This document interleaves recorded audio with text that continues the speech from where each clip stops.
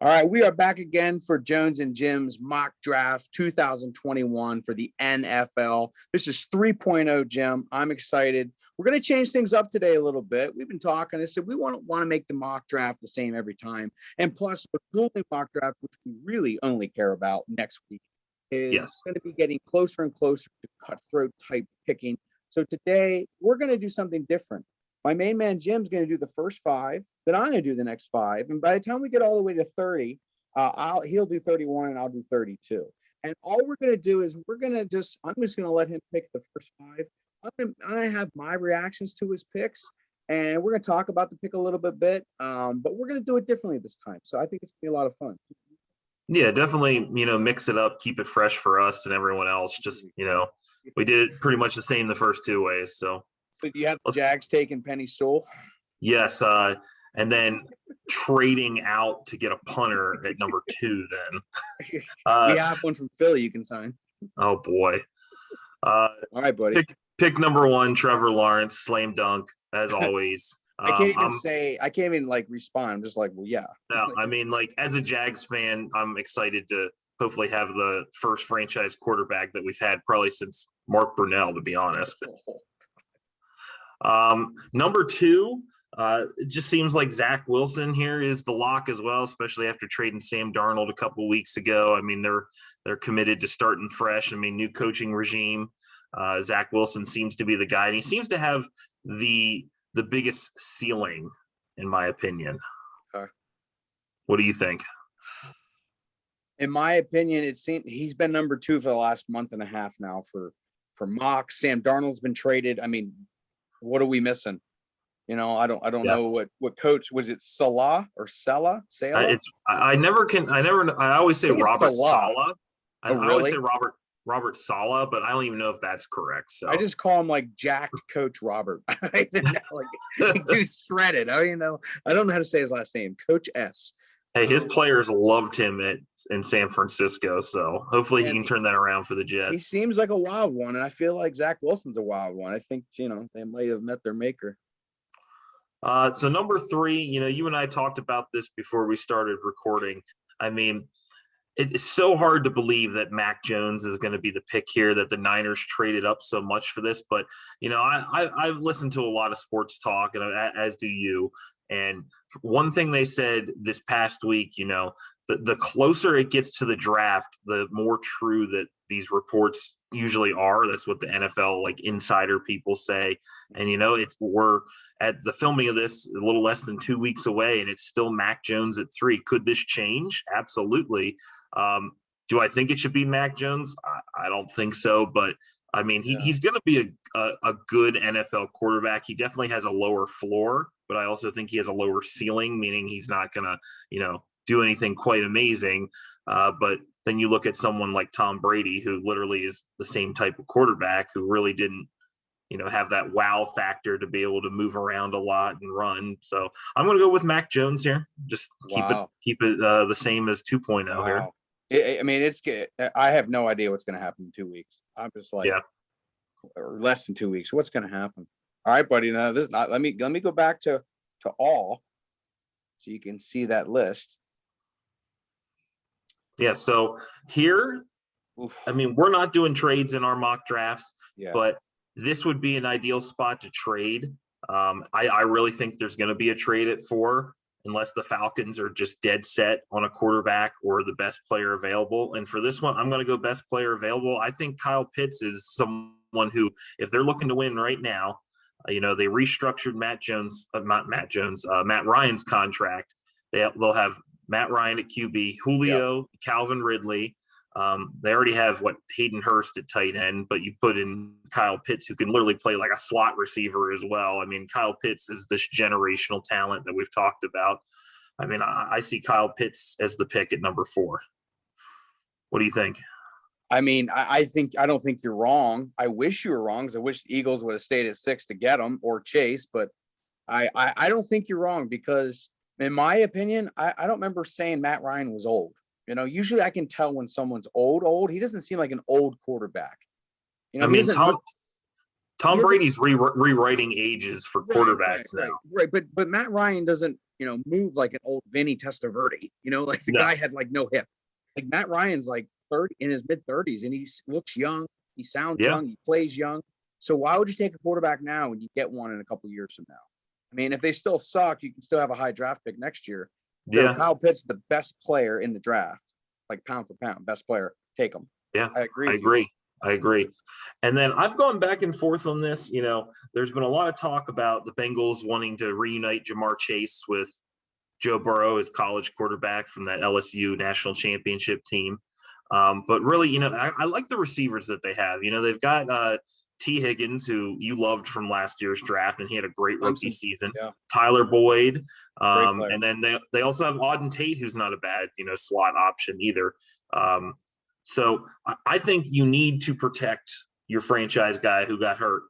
And I think Penei Sewell is the pick here. He's kind of been linked to the Bengals for so long. And I just think that's where they'll go in the long run. Wow. I like it. All right.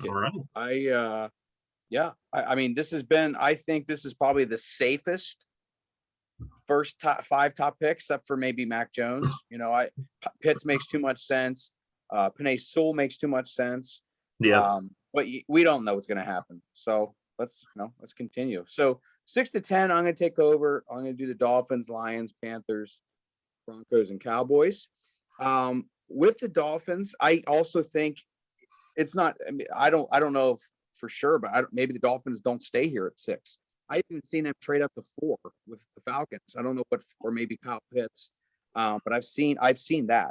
But if you're gonna pick from here, and Tua, obviously, I think he needs his handheld just a little bit more than we thought. Yeah. I can still see the Dolphins getting like the running Najee Harris from Alabama later in the draft if they can. Like they're just trying to make Tua so comfortable. It's like Tua, you gotta move on from Alabama. But I think Jamar Chase is the obvious here. So generational talent again, like Pitts, the guy in 2019 was an absolute stud.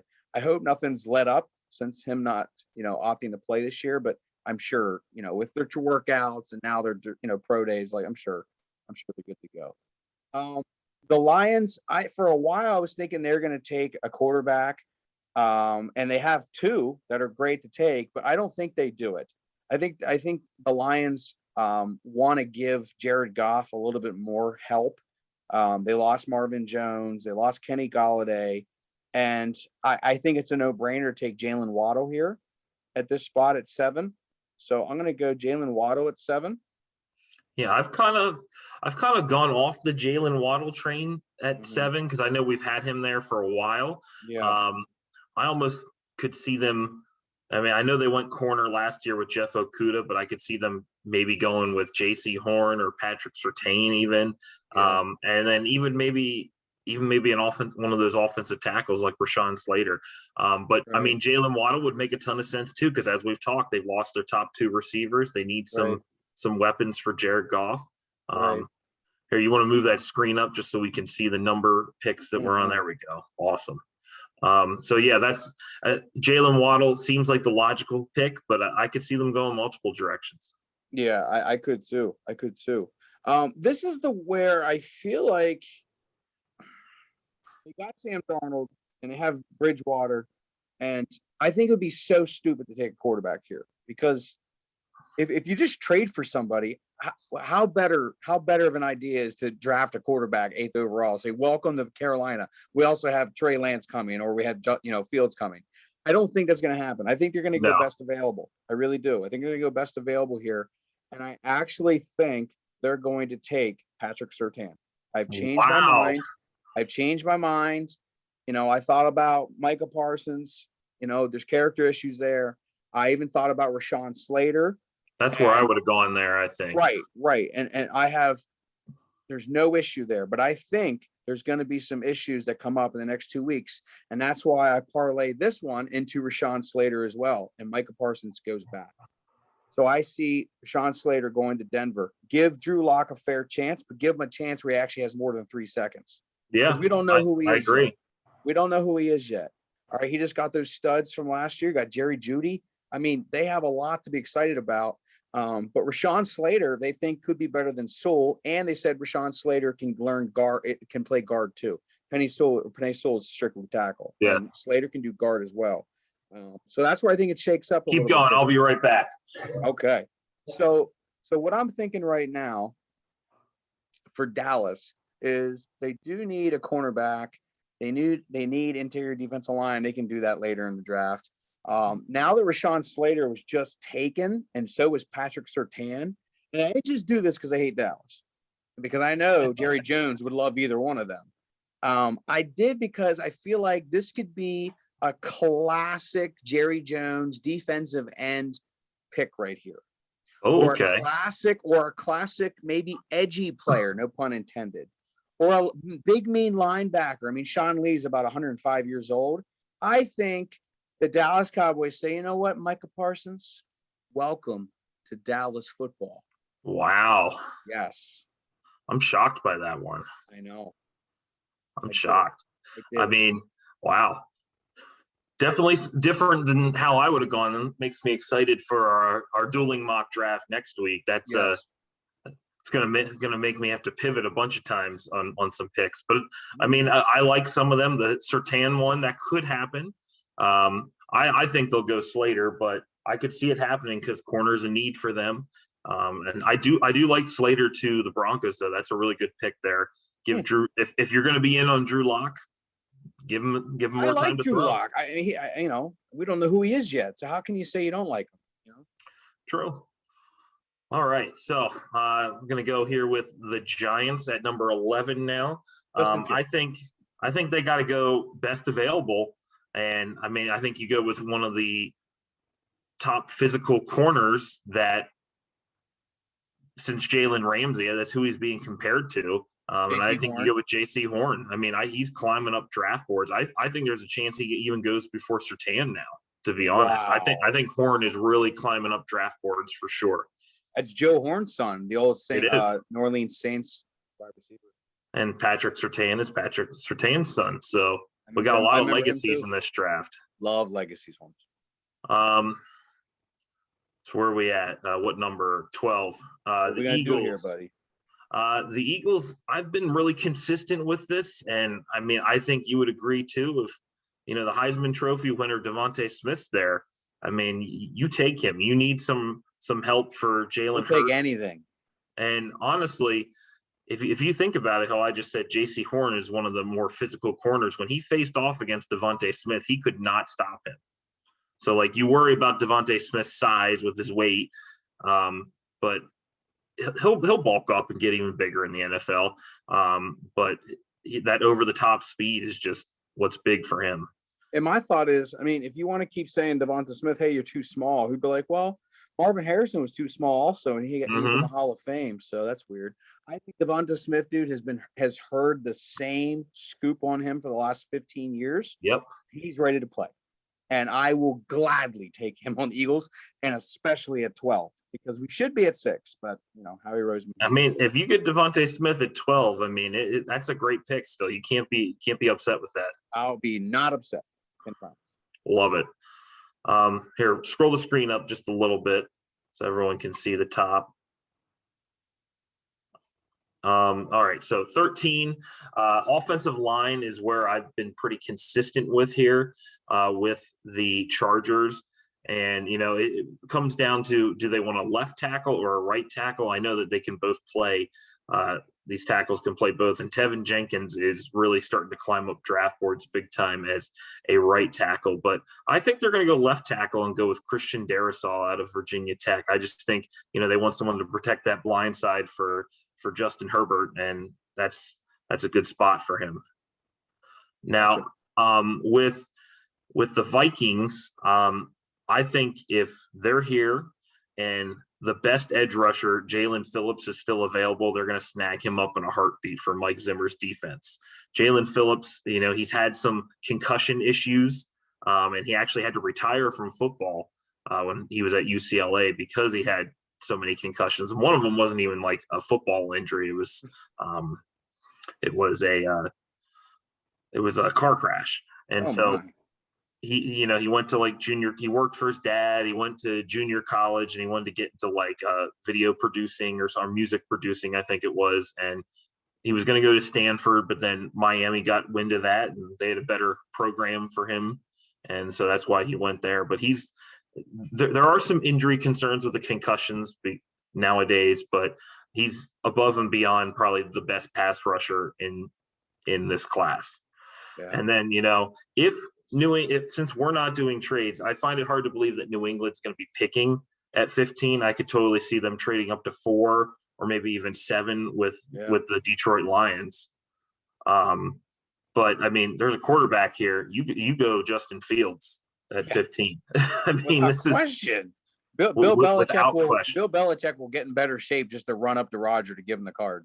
Oh, hands down. I totally agree. I mean, Justin Fields at 15 is like he was at 2. Like, yeah, I know. He was 2 months ago. He was number 2 for the longest time, and I don't understand why people are dropping him. I mean, I think he's going to be a great NFL quarterback. I do too. I really don't see it. I don't know. I don't see it. With this one here, this is a weird pick as well. Arizona, they have. I think it's too early to take a running back. Oh, absolutely. And I don't see a team trading up at 16 to do this. Do I think Arizona is going to get a running back in the draft? I think they're going to probably get the UNC running back, maybe round 2 or 3. Well, I don't think they're going to get a running back now because they did sign James Conner.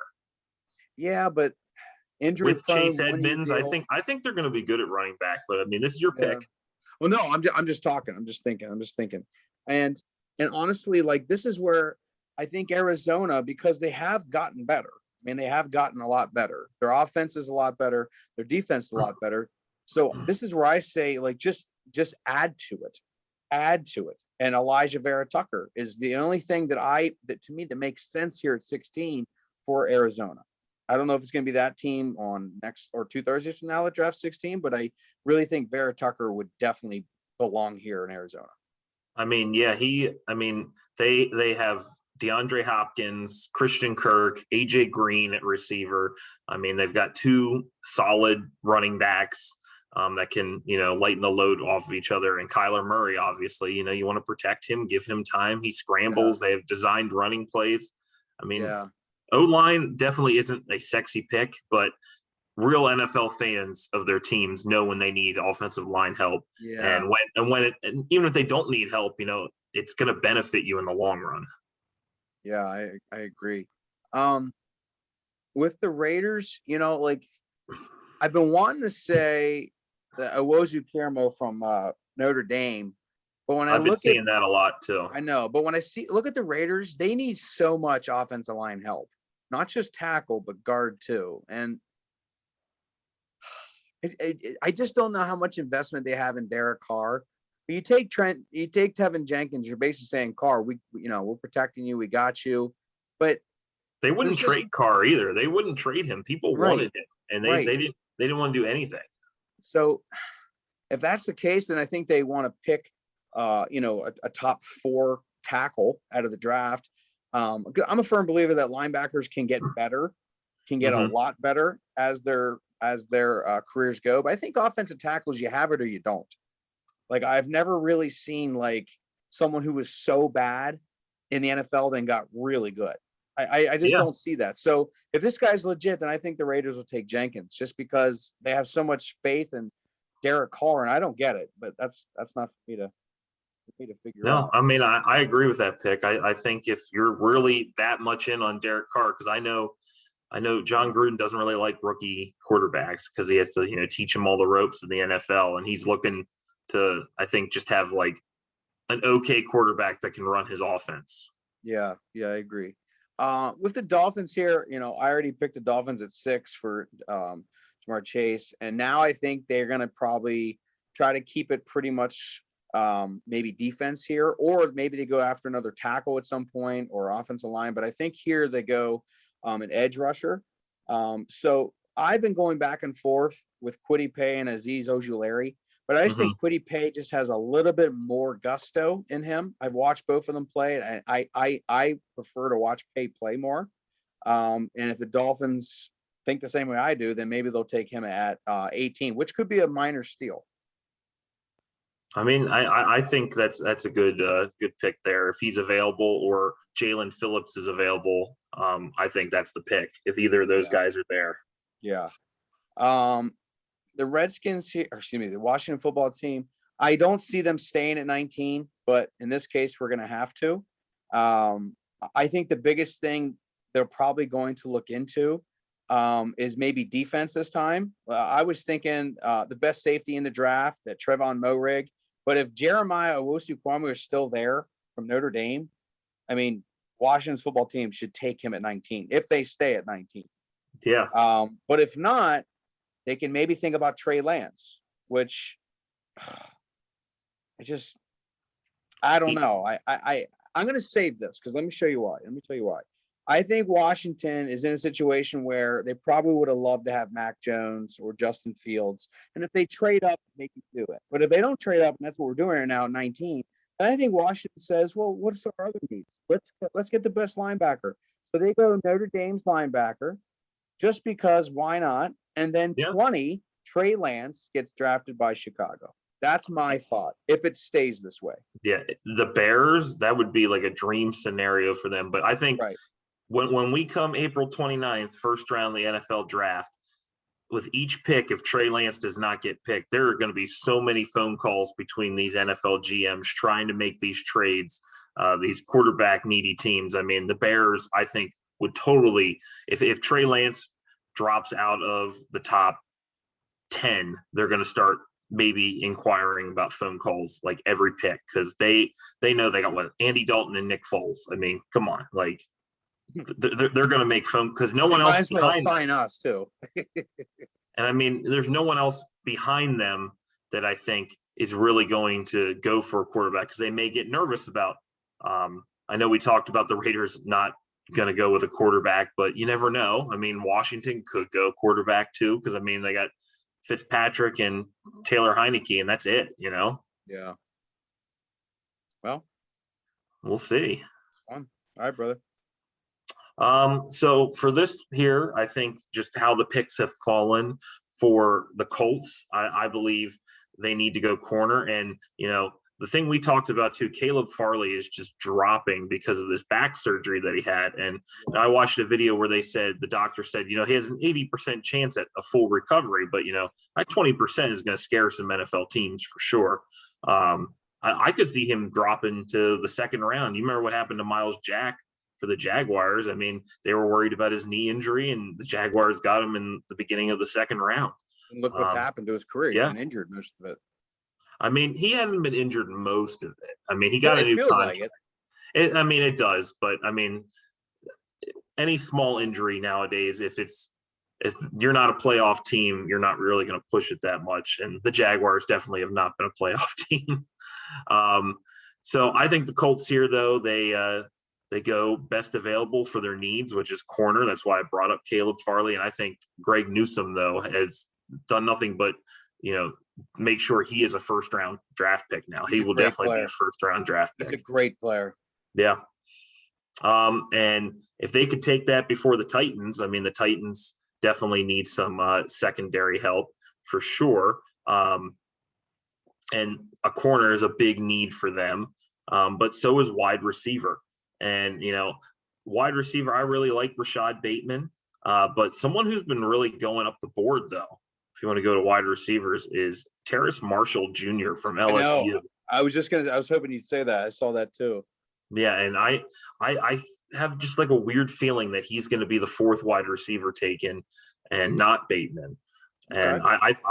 I'm going to go with Terrace Marshall Jr. here because, you know, they lost Corey Davis. You put him right beside AJ Brown, and that's a pretty good combo there. Yeah. I think it's a gutsy pick, but I like it.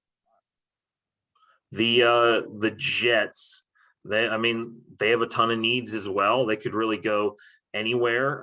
But you know, if you want to go best available player here, I mean, you've got Azeez Ojulari, edge rusher from Georgia. I mean, if he's there at 23, you got to take him. No brainer. And Robert Saleh, I think, would love having him on his defense. Totally agree. So for the Steelers, I really am of the thinking that they need and want offensive line help. Um, but I know they need a running back too. I just don't know if they're going to go with any of these guys in the first round. I really don't know if there's going to be any running backs in the first round, in Oh, my I opinion. do. I think there could be.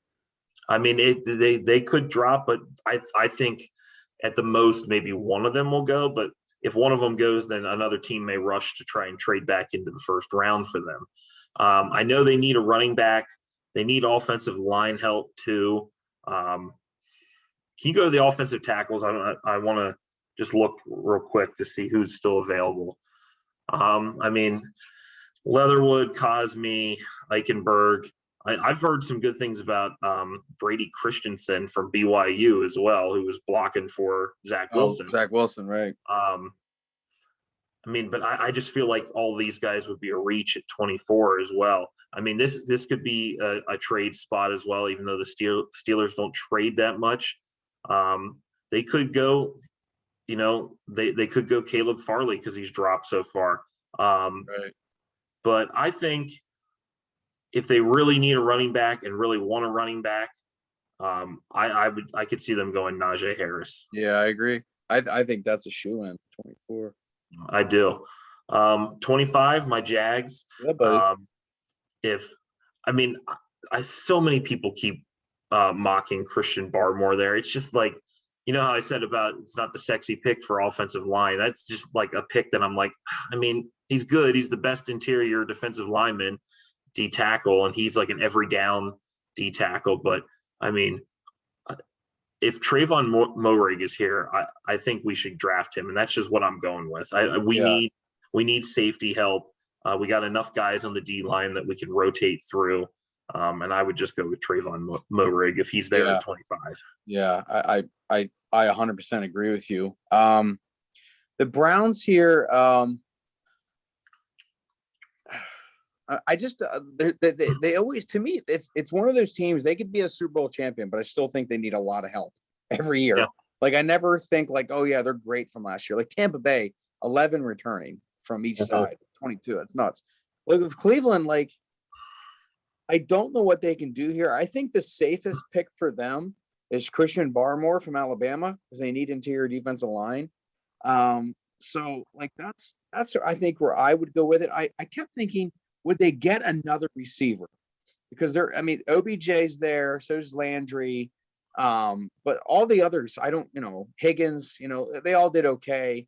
But I just don't know what they're going to do there. I don't think they're willing to risk that for round one. So I think they just stay Barmore here.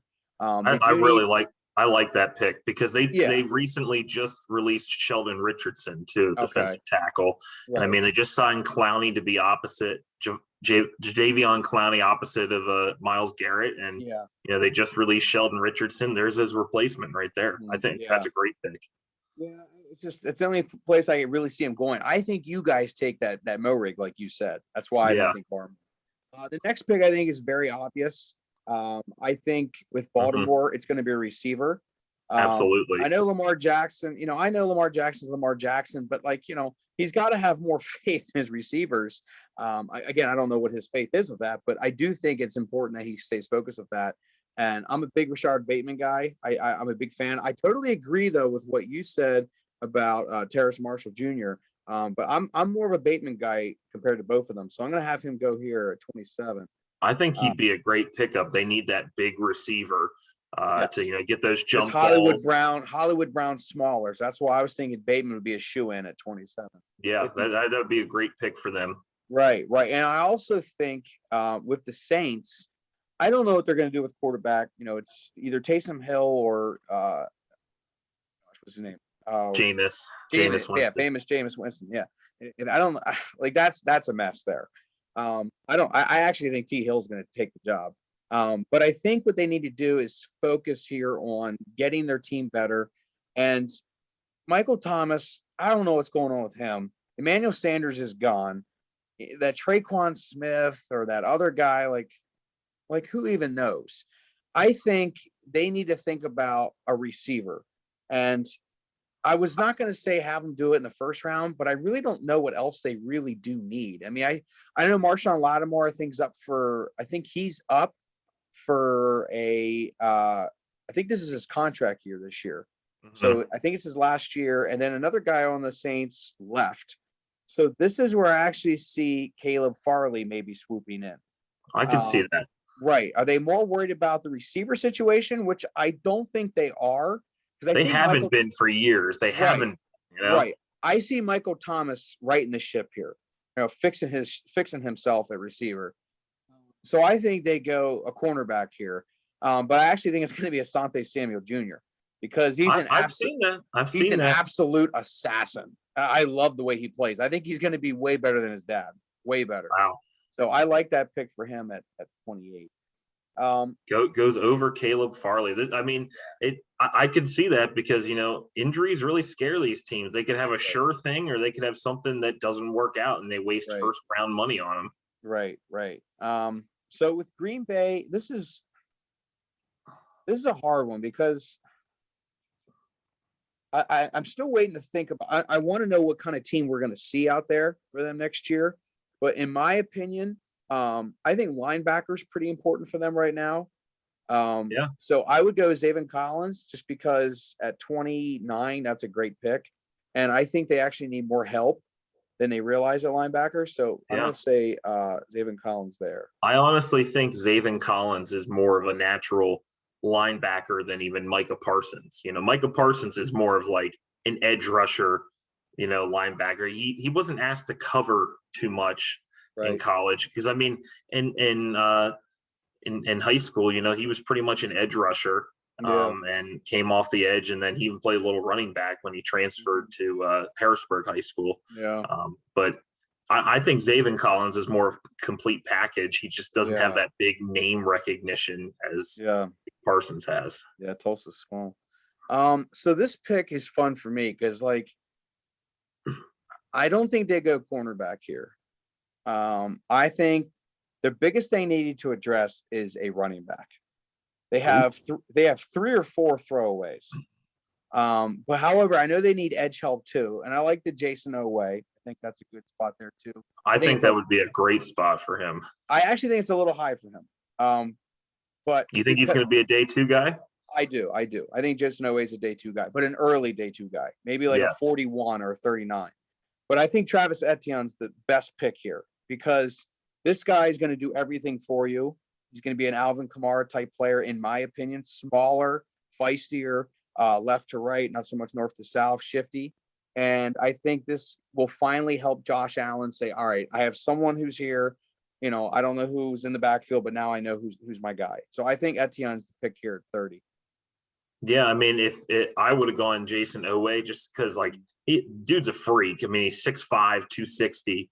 And that defense, they wouldn't need him to play every down. He could really learn from a lot of great players there. But, they do have a need at running back. I know we've talked about that before in previous mocks because Devin Singletary and Zach Moss haven't gotten it done. They barely ran towards the end of the season last year. And if they would have had a decent running game, they maybe could have made it into the Super Bowl. So, I mean, if Travis Etienne is still there, or Etienne, I'm not even sure how you pronounce his last name. I always say it differently. Honestly, I think that's the way they go. I think it's a great pick for Buffalo. Yeah.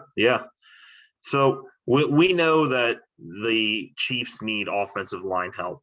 I mean, you got Alex Leatherwood, Liam Eichenberg, the guy from BYU that we talked about a little bit earlier. But they also could use a receiver as well. But I really think that they know that they need to keep Patrick Mahomes, upright. And I really think the pick here will be Sam Cosmi from Texas. Wow. I don't know why he's dropped more recently in the past few weeks, but he was like mid first round at some points. I think our first mock draft, we may have had him way higher than this. Yeah, I actually think he was like 17 or 18, if I remember right. Yeah.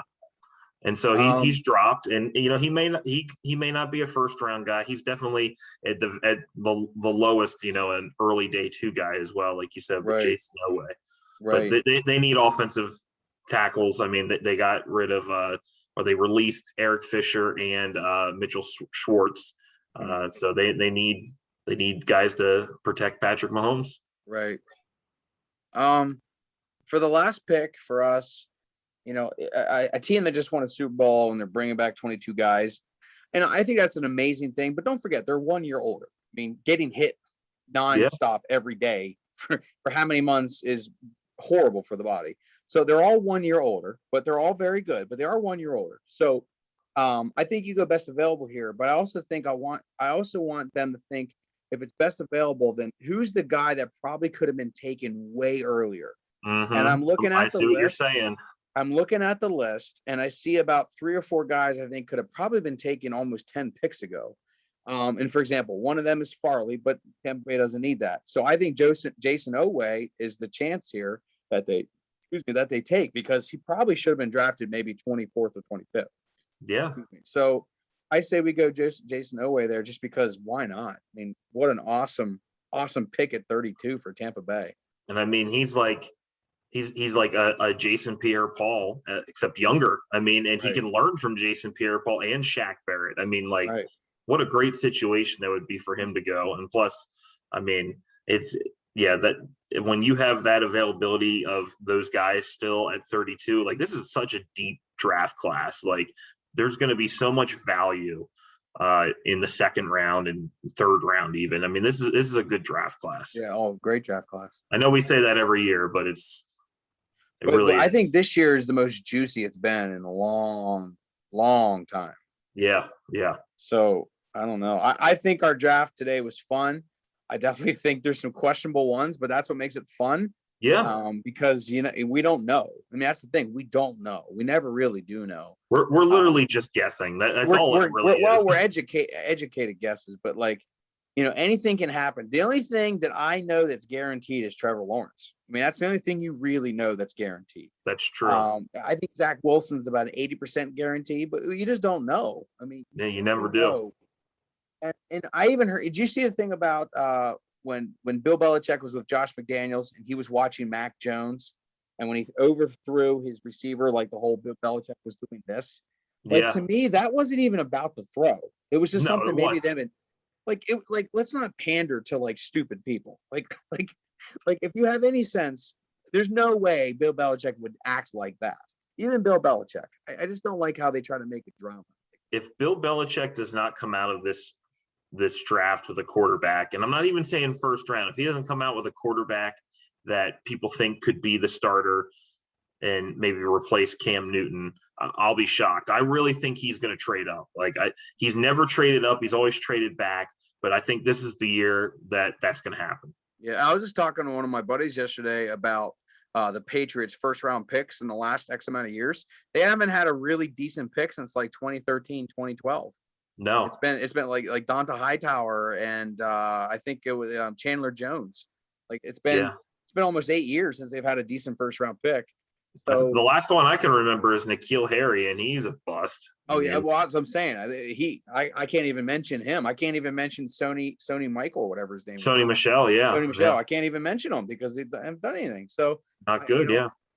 Patriots are due, even though they've been a great team. How long? But they're due for a good pick. But I agree. All right, buddy. Well, it was good talking with you. So next week, everyone, we'll have our dueling mock draft. Most likely exactly a week from now. Really looking forward to it. We're not obviously Jim and I are not going to be talking about it whatsoever. We're just going to go with how we respond to each other, and it's going to be a lot of fun like last year, and hopefully even better this year. So we'll see you next week. See ya.